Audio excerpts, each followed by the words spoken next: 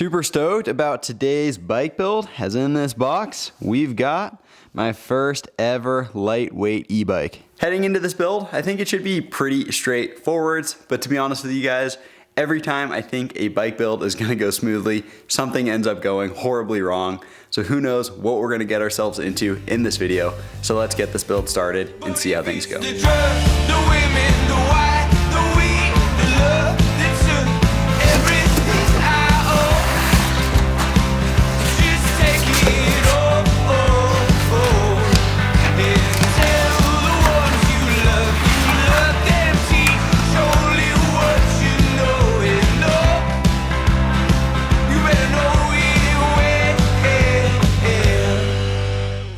So here is a look at the frame. Really digging the colorway. The white gray with the gold accents looks very nice in my opinion.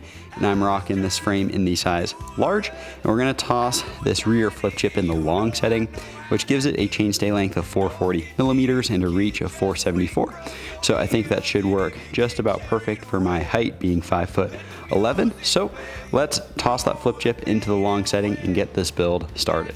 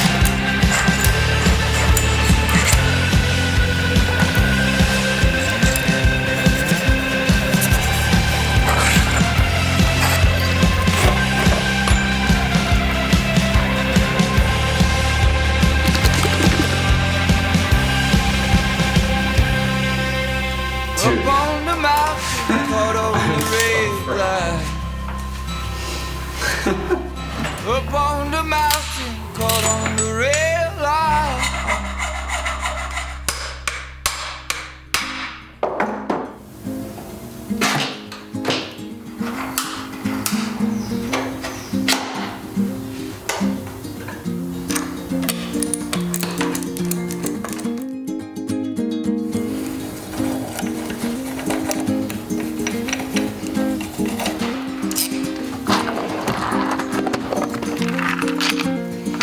So with the musical madness, we'll live by one of the two, by one of the two. So go on, fill your heart up with gladness. Not a moment too soon, not a moment too soon. Front end of the bike is coming along nicely. We got that 150 mil travel Super Z. We're running the turbine handlebar, 780 mil width, 40 mil rise, and we've got the turbine R stem, 40 mil length, and we've got some stainless steel gold hardware in there, looking sick. With the front end of the bike together now, we're going to start running some cables. So we'll do dropper post, brakes, and shifter, and we'll see how it goes. These builds can be kind of deceivingly quick when the headset is already pressed in for you, and with the e-bike, I'm obviously not gonna toss a new BB in here, so a few jobs are already done, but you never know what kind of roadblocks we're gonna run into moving forward. So let's hop back into this build and see how it goes. It keeps you clean, but I'm clean. Clean, but I'm clean. Is the dirt that you're made of, and that's nothing to fear. No, it's nothing, my dear. But how do I know what you're thinking? Maybe I thought it before.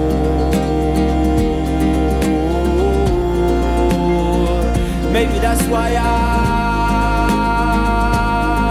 I'm at your window.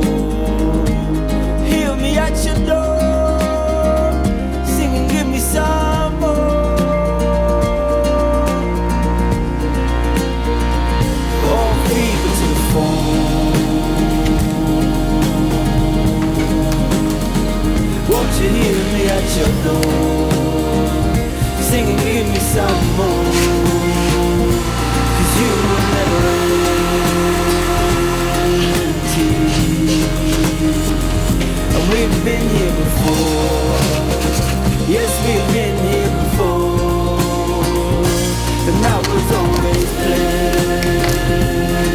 Well, we have all sorts of cables coming out the head tube now, which is a great sign.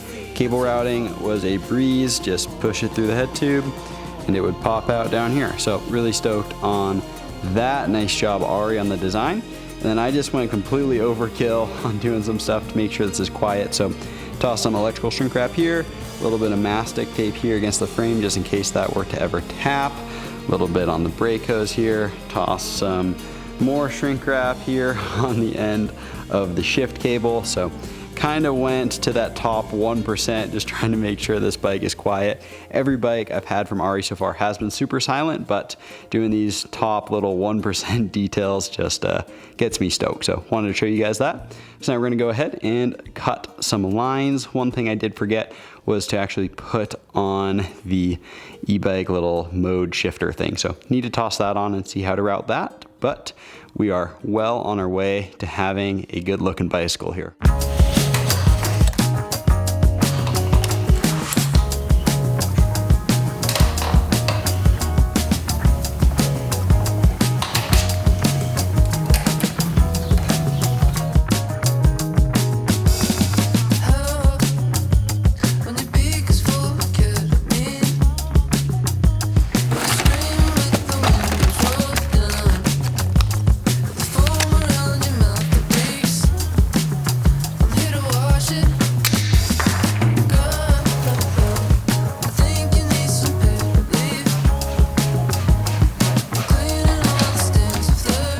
Making a good headway on the build. We just hooked up the shifter. The shifter and the brake line match up really well, so super psyched on that. But there's been one little inconvenience that's been haunting me this entire build, and we're gonna fix it. So say I'm going to install my crown race and I need the crown race setter. Well, I get all my sockets too. And this is such a pain in the butt. It's just been opening by itself this entire build, and it's frustrating. So we're gonna use the old Harbor Freight jack here, jack up the front of the tool chest and toss some shims under those wheels. Try to toss a bit of a back angle on it so that top drawer stops opening.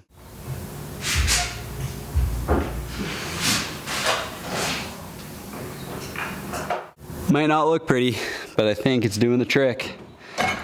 We're not getting the 2-for-1 special, sockets and bike tools. Top drawer is staying right where it needs to. Bing, bang, boom. I'll pretty that up one day, but for now, let's finish this build.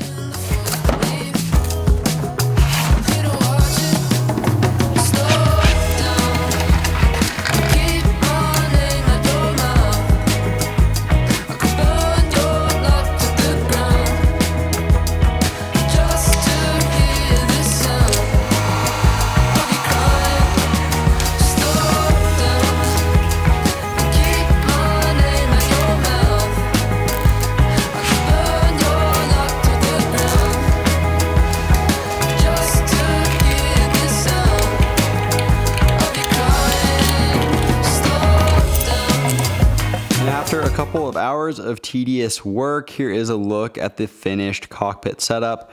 Really fired up on how I was able to route the e-bike shifter. I guess that's what you call it. I don't really know. This thing.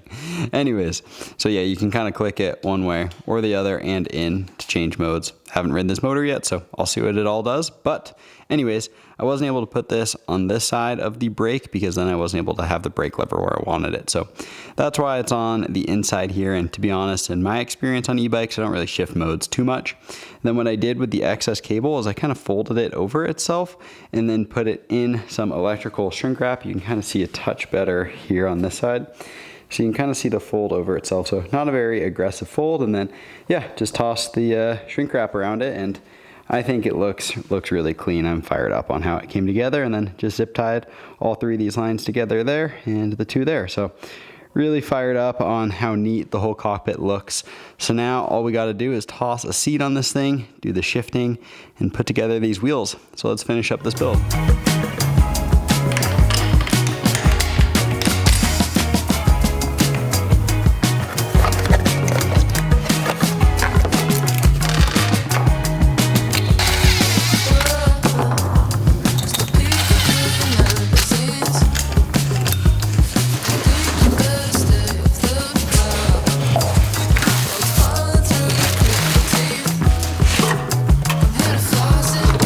So here is a look at the wheel set that's going to be going on this bike.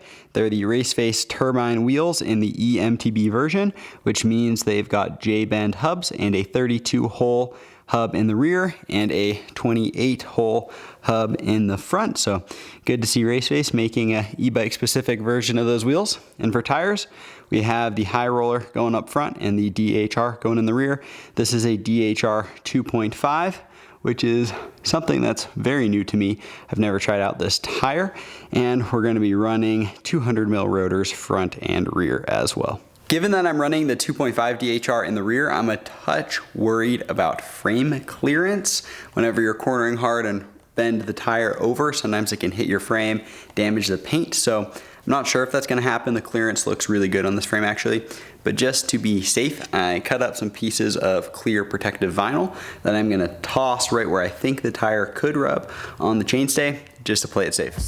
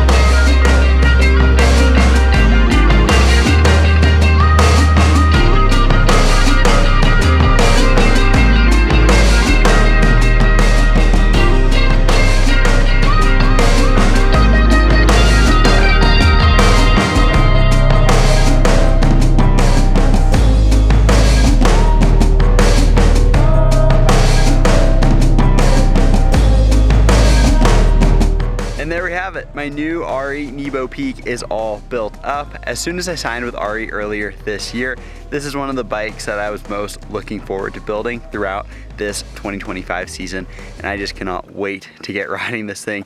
We just finished up the B-roll of the bike there, so got some nice shots of it all clean. Now we're gonna go for its first rip. Cannot wait to get this thing dirty and break it in. I hope you enjoyed this week's video, and we'll see you next week for another upload. Peace.